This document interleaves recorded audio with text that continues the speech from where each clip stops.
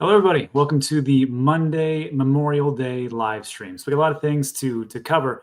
But before we jump into it, let's just remember what this day is for. Now, if you're not from America, this is Memorial Day, when we memorialize the people that gave everything to this country. And some all gave some, and some gave all. So just a quick moment of silence for those people and their families who gave everything today.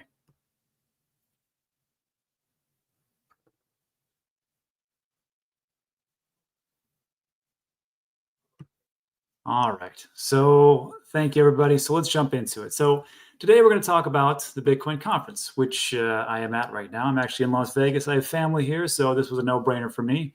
And before we get into the conference and what's going to happen, I'm going to be asking for everybody's help, because you can watch everything that's going to happen at the conference live. They'll probably have some things that are going on as far as streaming. You can check those out, but it's an all-day event. It's a solid like 10, 11 hours, something around that time frame. And there's different rooms that you can do. What I'm going to ask you to do is we're going to go through the agenda today. And I want you to tell me in the comment section what you really want to hear about, what you want to see. Because let's be honest, not too many of us want to sit around for like an hour or two and listen to everything. They want to get the highlights. So I'm going to ask you for that opinion. And I'll go to those events and gather some information. And then maybe run into some other people, some friends here, and we'll tell you what's going on. So before we get into that, I just want to remind everybody that congratulations for getting through the bear market and going to where you needed to go, which was into this phase. And now is the phase where everybody's going to come to you and be like, hey, great job, but we knew it the whole time. It was very easy to actually pick this out. And this is from Fox Business. This is the Big Money Show. And they're talking about the banks and just how simple it was for this to actually happen. But I happen to agree with what is being said. So I want you to take a listen to this. Let me make sure you can actually hear it perfectly. And just take a listen, about 30 seconds or so, and why we're going to see trillions flow into the market. Again, we'll see what actually happens. Here we go. Trillions of dollars in assets under management, and registered reps all over the country, financial advisors, can now put people in Bitcoin. We knew it was going to make it go up. We knew the Trump administration was basically friendly to crypto. This was such an inevitable move. That's why it's gone higher now. That's probably why it's going to continue to go higher, because Bank of America, for example, the biggest bank, has not yet made that decision, and they are bound to. And they are bound to. So I can see the same thing when the banks come in. That's great. You know, people say, this is awesome, this is fantastic. And the bank's going to come in, they're going to usher in a bunch of different newbies to come in, and they're going to custody. It's going to be great. It's a double-edged sword, let's be honest. So it's going to bring us to that mass adoption. But unfortunately, when you get the banks in there, there's a lot of shenanigans that go on behind the scenes. My biggest fear is rehypothecation, which is what Alex Mashinsky and the scamsters did over at Celsius. And essentially, that's what's legal here at the banks. Now, Alex Mashinsky and Celsius, they're actually running a Ponzi scheme per se, but it started out as rehypothecation when they would loan out the different cryptos that they had or did not have. And I think when the banks come in and do those things, that's going to be potentially a problem. And we're going to all be holding IOU notes for Bitcoin. So just be aware that it's going to be great for your bags, but I don't know if it's going to be great for Bitcoin in the short term. We'll see if I am right or wrong, but that is actually good positive news. Also, to break this down, let me make sure that you can see this as well. Trump. And I don't know how people feel about this. Me personally, I have mixed feelings, but Trump media to raise $3 billion to spend on cryptocurrencies. So this is what's happening. And this is all hearsay, you know, friends of friends talking. But it's from a respectable publication called the Financial Times. And they reported today that the company that runs the Truth Social streaming and social media platform aims to raise $2 billion in fresh equity and $1 billion more through a convertible bond, which really does sound like the MicroStrategy type of playbook, which I can get behind that. That sounds fantastic. The problem is that you have the president of the United States, and of course, it's not his per se, it has his name, but I believe his family, kids, business partners are running it. So people say, well, that's all right. I don't know. I'm just going to ask everybody to put this in the comment section. Let's say that this Trump media, they only buy your bags, whatever your bags are, right? Let's just say you're just Bitcoin. Would you be like, oh, that's cool? Now, let's say you hold Bitcoin and Ethereum, and they are only buying Bitcoin and Ethereum. Would you be like, okay, that's cool. Now, I want you to imagine that they're only going to buy, say, I don't know, Solana, Cardano, Fartcoin, and Vimy, and some other wacky coins, and maybe a little Bitcoin. Would you be okay then? I just want to see where everybody's coming from and why they think this. So I want you to put that in the comments as well. Now let's get into the agenda. So I'm happy to be here at the Bitcoin conference. I was there actually last year in Nashville. It was a pretty interesting event. That's when the person that was running for the president of the United States, Donald Trump, showed up and talked to all of us and all the Bitcoiners and said, hey, we're going to make things happen. It's going to be great. Just vote for me. Voted for him. And there were some things that came through. There is a Bitcoin reserve. For some reason, there's an altcoin reserve. I don't know why that is, but they're doing that. And there were some promises kept. There's bills that are coming through. The big, beautiful bill that I think is quite honestly a disaster. People in the 11th hour on both sides have bastardized that bill. But that's not the point of the show. The point of the show is to talk about the agenda and what we have and who's coming in. So I just want to give everybody a feel about where I'd like to go and report on things. And you can tell me like, hey, this one looks really good. So the opening remarks, it's at 9 o'clock. I will probably be at the gym. I will probably want to hit that. Let's see. Thriving American economy. I do want to see this one. The Steak and Shake Bitcoin story and updates. If you're not familiar with this, I guess Dan Edwards, I don't know exactly who he's speaking for Steak and Shake. They just allowed payments on the Lightning Network at all their Steak and Shake locations. If you're not from the United States, it's just a fast food place. Apparently it's good. I've never had it myself, but they're allowing for Bitcoin payments. My question to them is, how hard was this to do?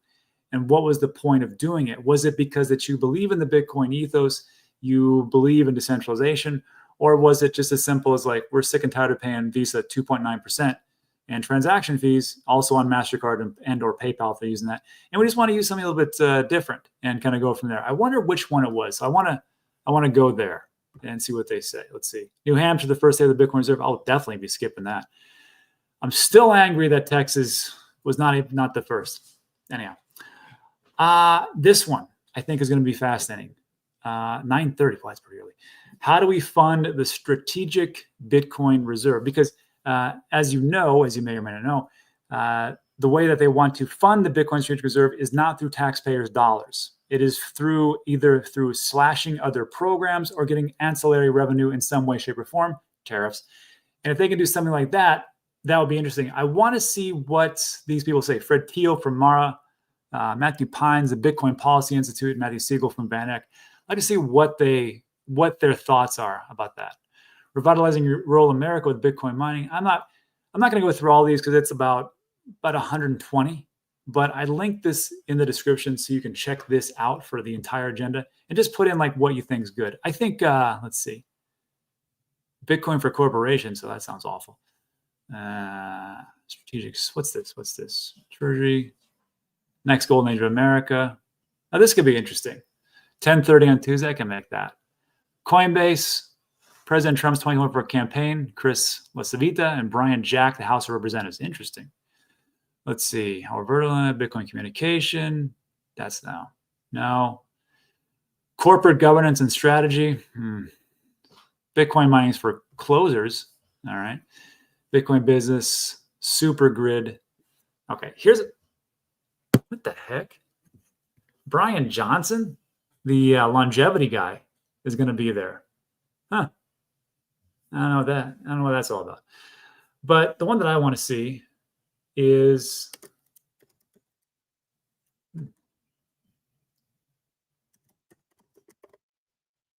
I want to go to there's going to be the U.S. Secretary of Homeland Security there, and that would be Kristi Noem.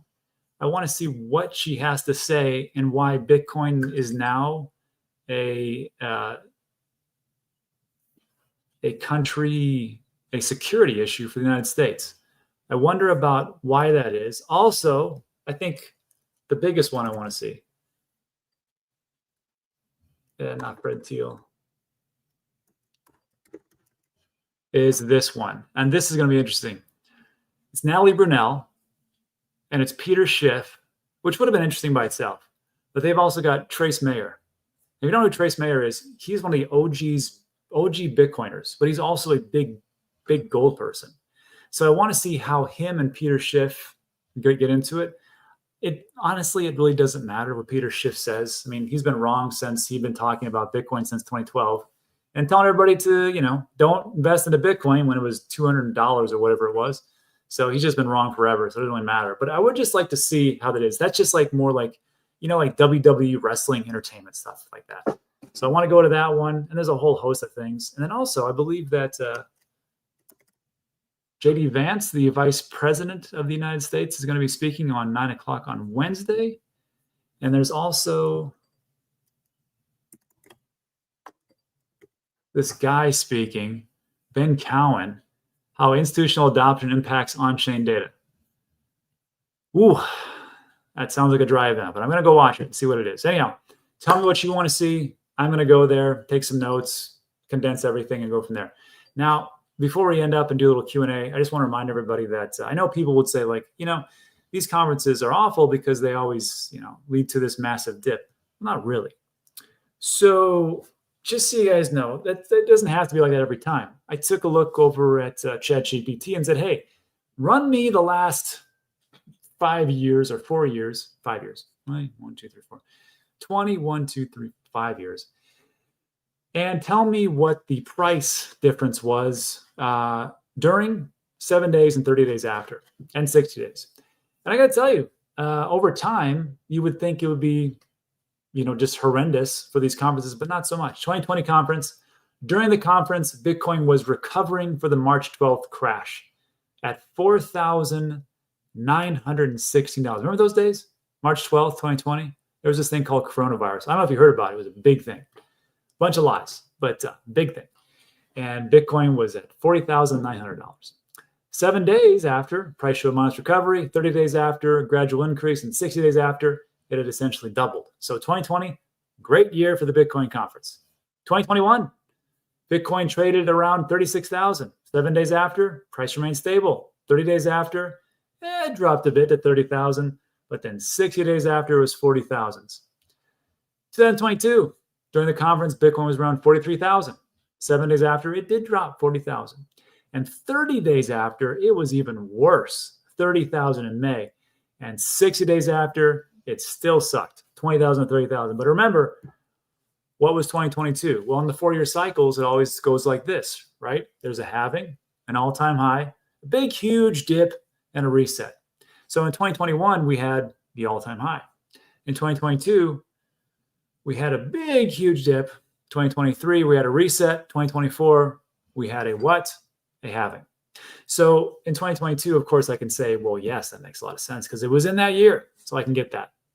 However, would anybody be upset if they would have bought Bitcoin at $20,000 and been here today? I don't think so.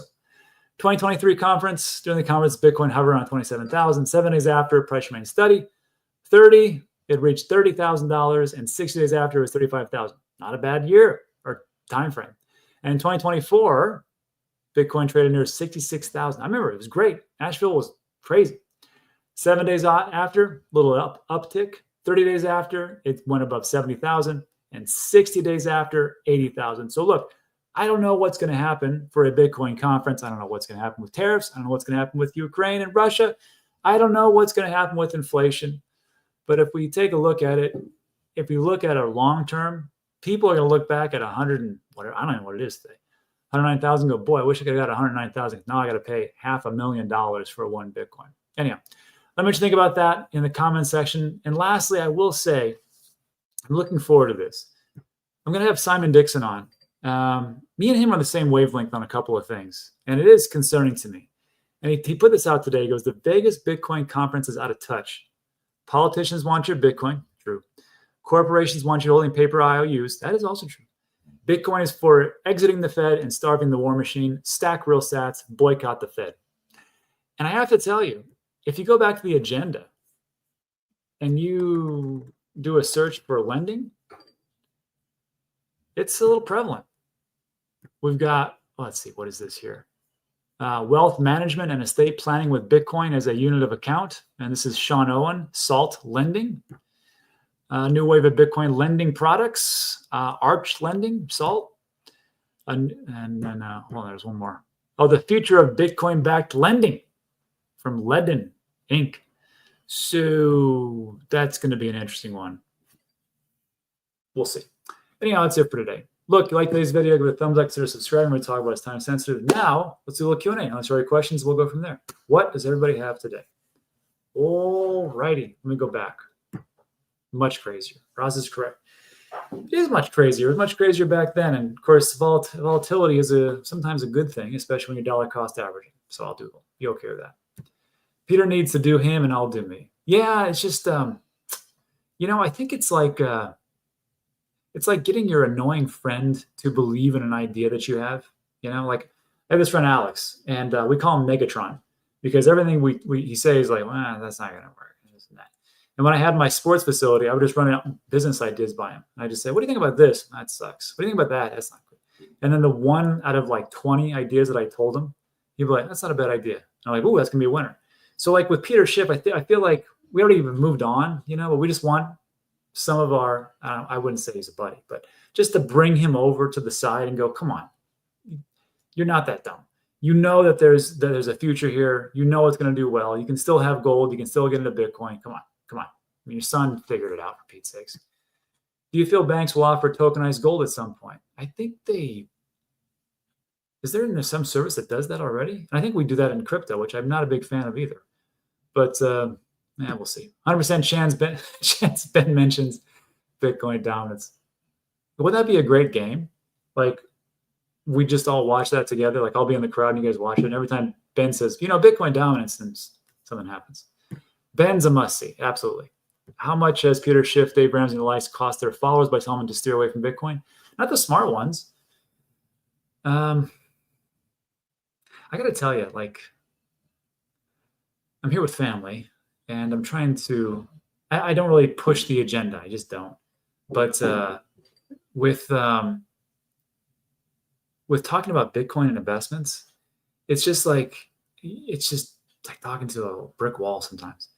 And I did say one thing that I think resonated. I said, look, I go, you have your investments and that's fine.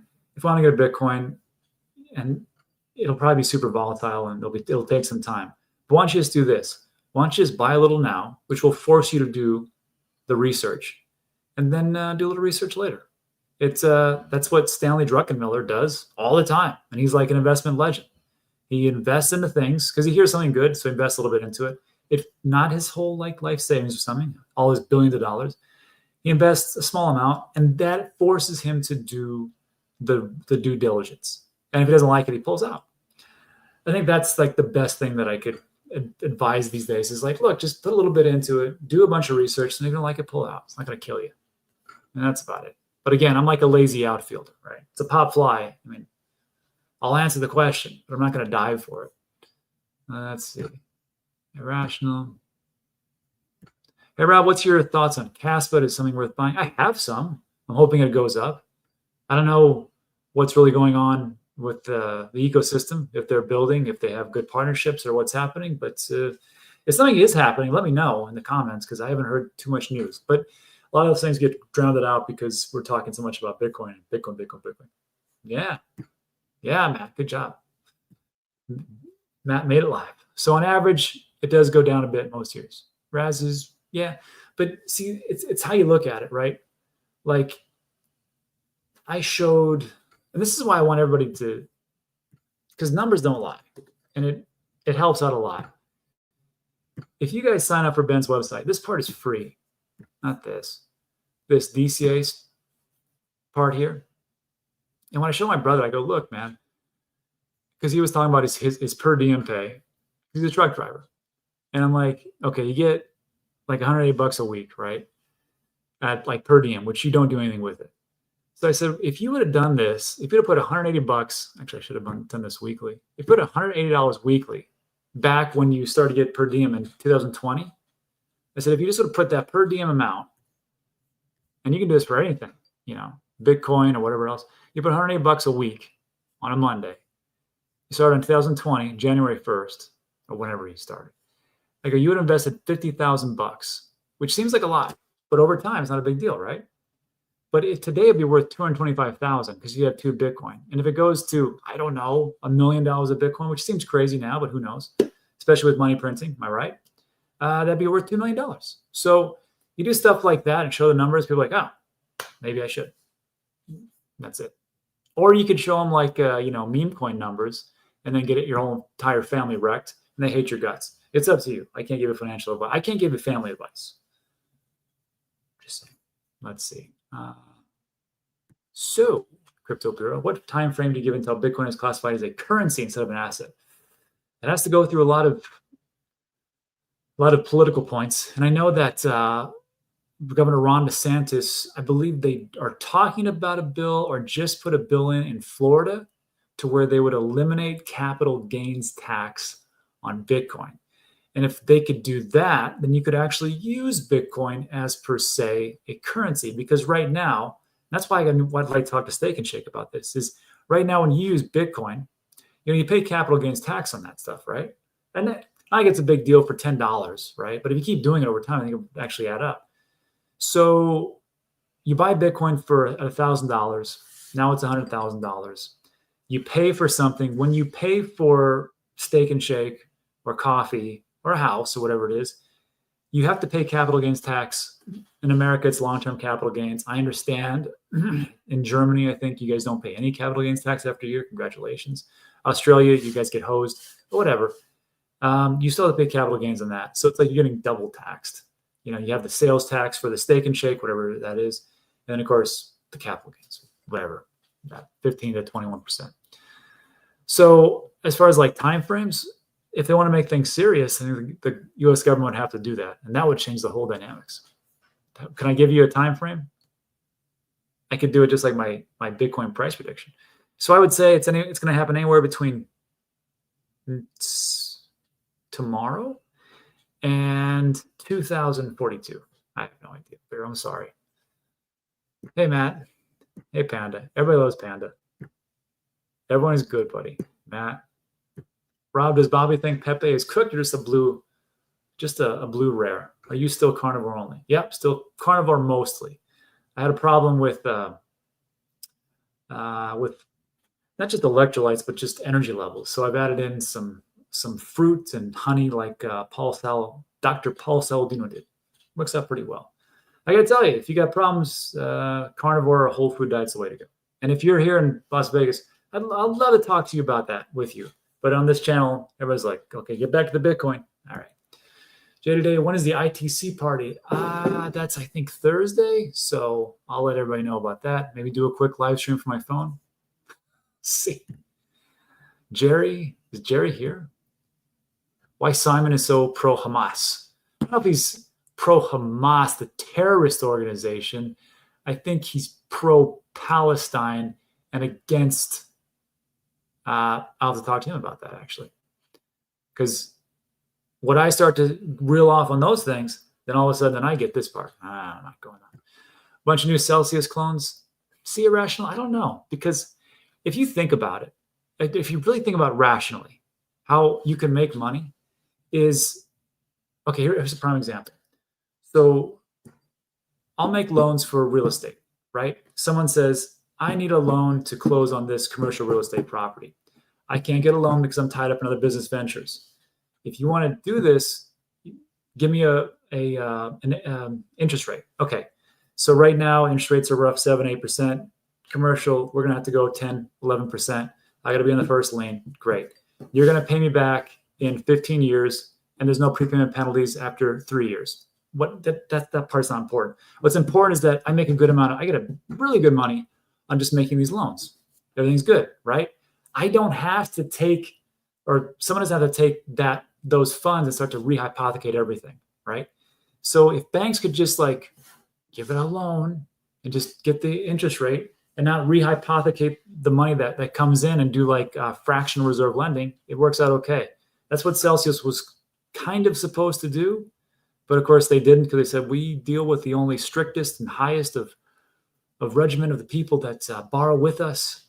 And of course, when we rehypothecate, they put up double, triple, quadruple collateral. Wasn't the case. So I don't know.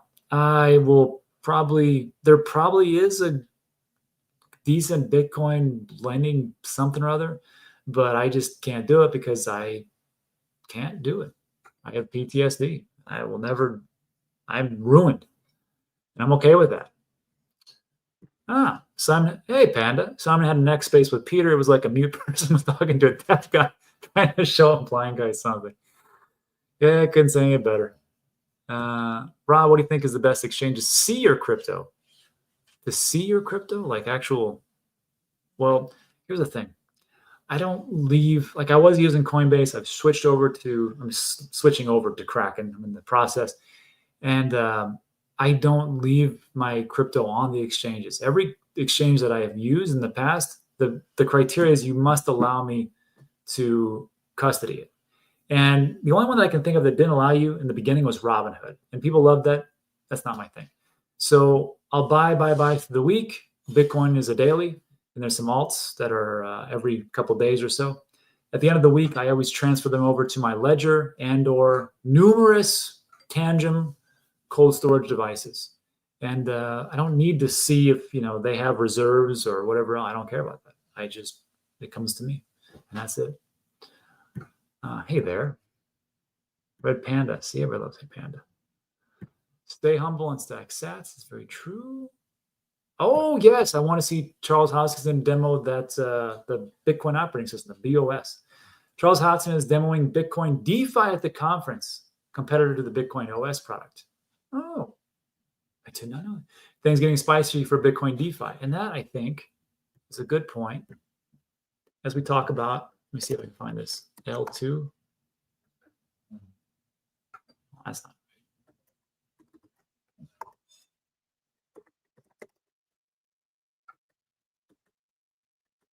Here we go.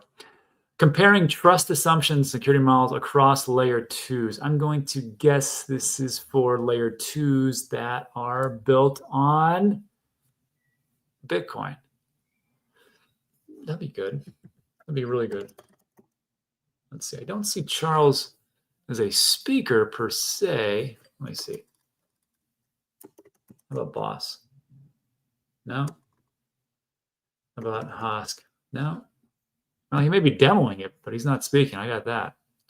Interesting. Gotsats makes a good point. Says, I actually think both Schiff and Ramsey have been buying Bitcoin the whole time. They've been crapping on it. Maybe, perhaps. It's hard to, it's hard to pivot when you say something so vehemently in the beginning, and you have to stick to your guns, or else your subscribers, the people that follow you, the people that want to hear your information, they'll say, wait, didn't you say that? So it's kind of hard for them then to pivot. I don't think Dave Ramsey seems like a guy who would not buy Bitcoin. And if he did, and he comes out and is like, okay, I've been lying the whole time, I would be quite honestly shocked. I just don't think he gets it or wants to get it. I know people on his channel have said that Bitcoin is actually a reasonable investment play, but he himself, I don't think, has ever said it. But maybe that time is coming. But, we can't convince everybody. And why should we, right? I mean, the worst thing you can possibly do is try to please everybody in the world. You'll be extremely unhappy. During the conference. I don't know, Raz. I don't know. Thanks, Rob. I'm interested in hearing about Bitcoin DeFi and Cardano. Me too. Cowan is very conservative. Yeah. I'm on Florida right now. Rhonda Santis. Governor DeSantis. Suzanne Gilson, realtor, flying to Vegas tomorrow night. Super excited. So many great Bitcoin footage with folks about collateralized Bitcoin loans. Love to hear about living abroad. Yeah. Living abroad. Well, I live in Puerto Rico. It's not really living abroad. It's living in one of the best places on the planet. That's really what it comes down to. I'm with you on the Steak and Shake thing. Love to see where they're going with that. Bought Steak and Shake burgers with Bitcoin. Just had to try. Seamless transaction. Interesting.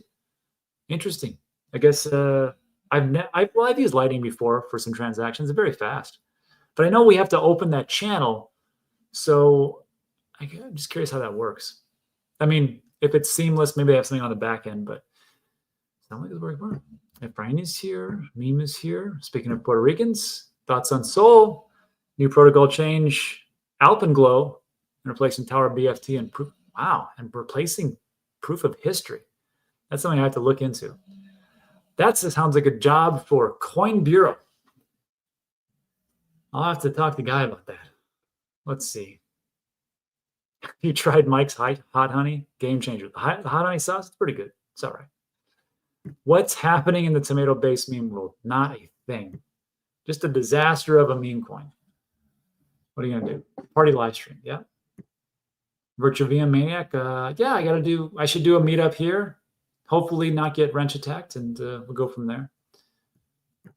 Rob, do you have a mandolin? If not, get one. Okay, we'll see about that. G Val's a new member. All right, buddy. Sounds good. I'm going to conference tomorrow. Everybody's hyped up. Hey, Rob, did Voyager send out more than one check? I'm getting an email asking why I have not deposited a second check. I'm thinking spam. It's probably a scam. I haven't gotten anything lately, so I wouldn't go for it.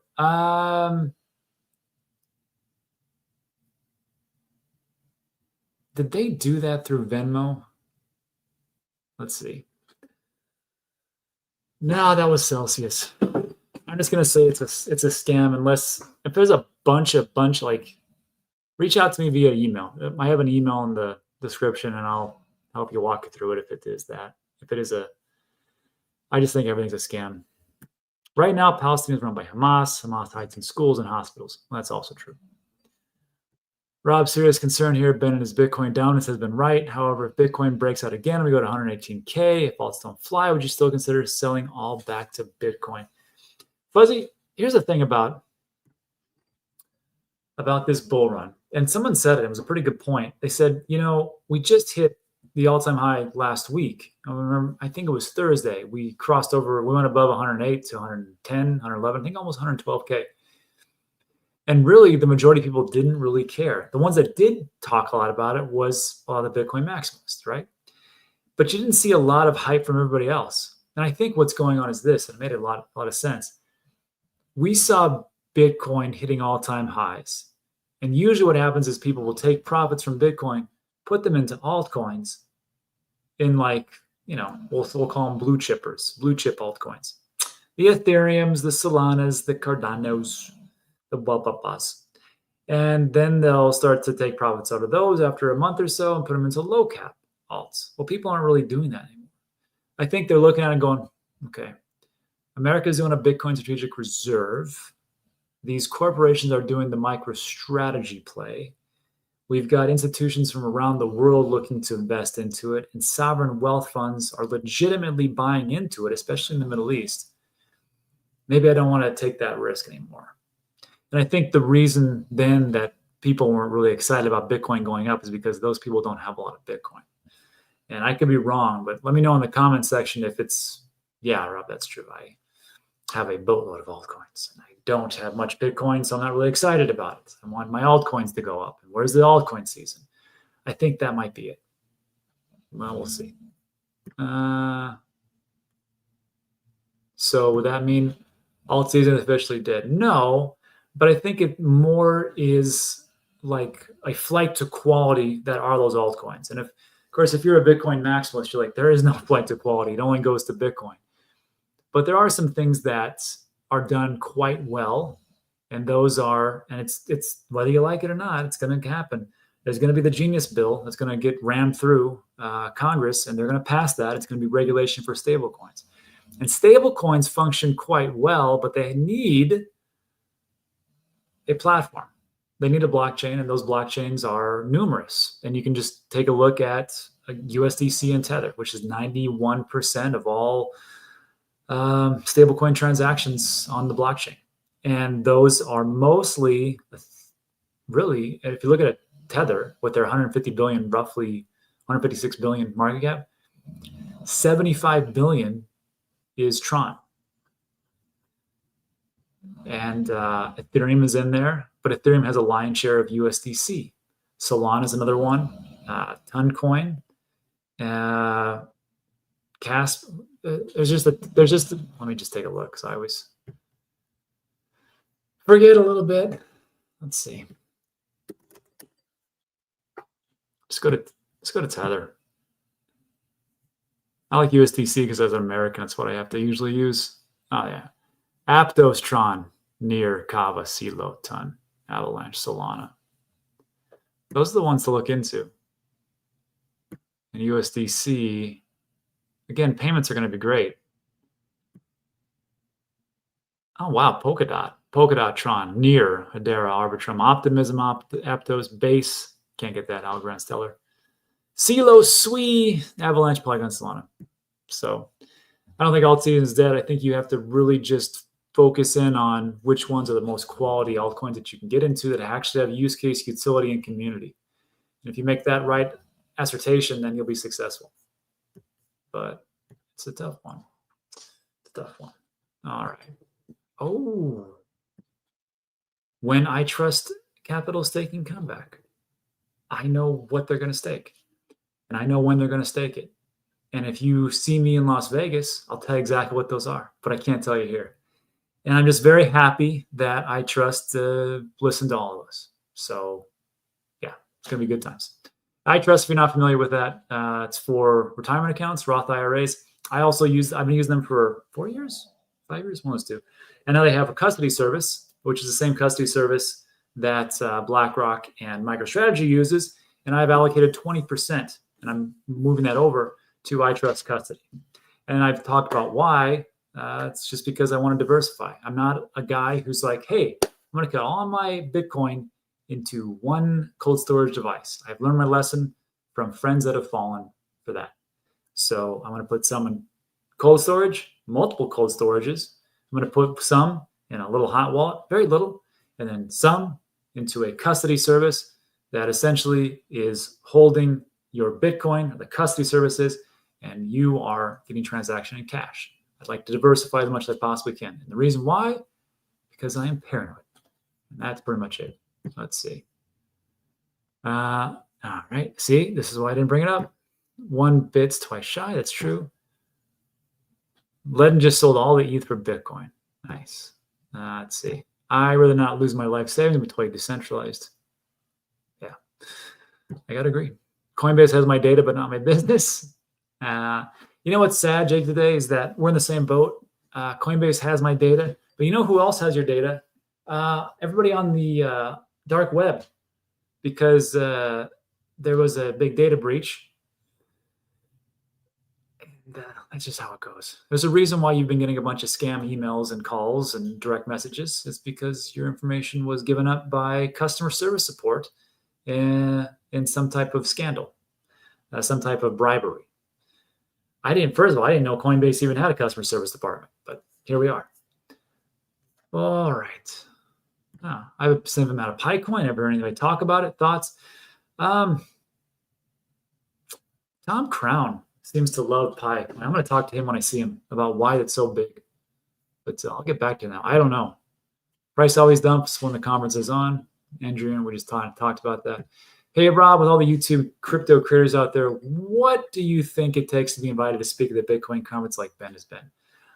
Probably the top of your game. Probably not somebody who pumps and dumps. I don't know. Just saying it. And probably somebody who is very data driven. Ben's got a great product and a great outlook and how he deciphers the information and brings it out to everybody. So I think for him, and I mean, we were talking about it. He's like, well, I don't know why they picked me for this one. On-chain data.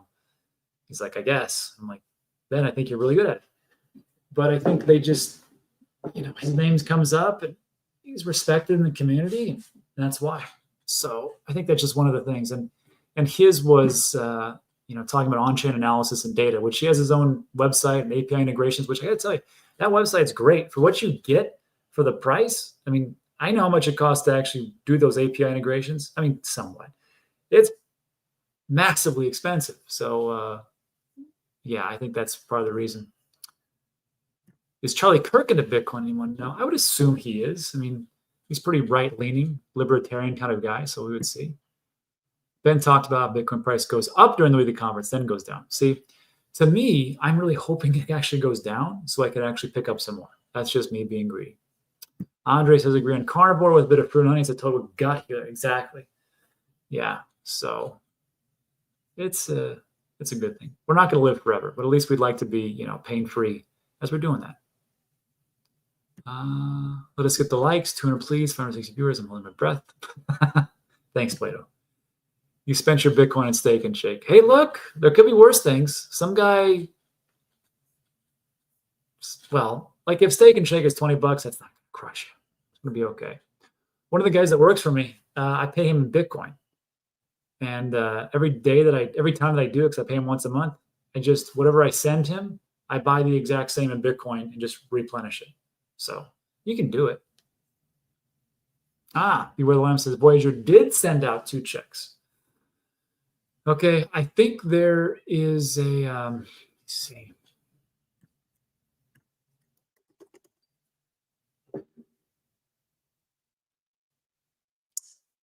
Voyager Law Firm.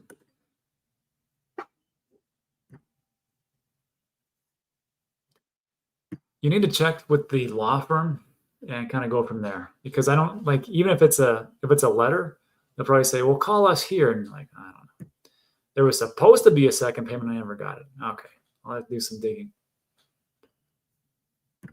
Question from me. Did anyone here get an email from Solana Mobile asking for a delivery address for a new phone? Good question. Ramsey is an ad shill. Well, he does pretty good advice about, reducing your debt. That's a thing he's pretty good at. Yeah, PR is part of the U.S. You don't renounce citizenship. It's true. It is a commonwealth. Don't need a passport to go. Do need your real ID, though. That's about it. Bot is here. What's Bobby buying lately? I got to find him. He's probably at the craps table right now. Yeah. I like Simon, who thinks he can save the world. It does not matter who runs the world as long as you can still live your life. And that's the thing about our lifetime. We're not going to get out of it alive, that's for sure. Dump on me. Hive map or bat? Hive map, I've been in a long time. Maybe altcoin season is coming. Beware the Lamb says, yes, got an email from Solana to confirm delivery address in August. Great. And Brian, last two, Ramsey had done a lot of good for a lot of people. It's true. He's just an old dog that doesn't want to learn new tricks. That's the big thing. And hey, Bobby, does Bobby think there will be any big announcement in Vegas? There's a rumor going around of some big, massive announcement that's supposed to be made at this Bitcoin conference, which usually always happens once a year. So we'll see. I don't know what it is. Sovereign wealth funds, or a new direction from the United States, or maybe a big announcement for tariffs. I don't know. But usually it's pretty big and it pumps the price. But then there's some fluctuations and it's volatility like every single other week that's out there. Anyhow, that's it for today, everybody. So like today's video, thumbs up, subscribe. Don't forget to look at that agenda. Let me know which parts you want to check out. I can't do everything. I got to see some old friends here as well, but I'll do as many as I possibly can, give you a rundown. We'll go from there. Thanks so much, everybody. See you on the next one. Adios. Saludos.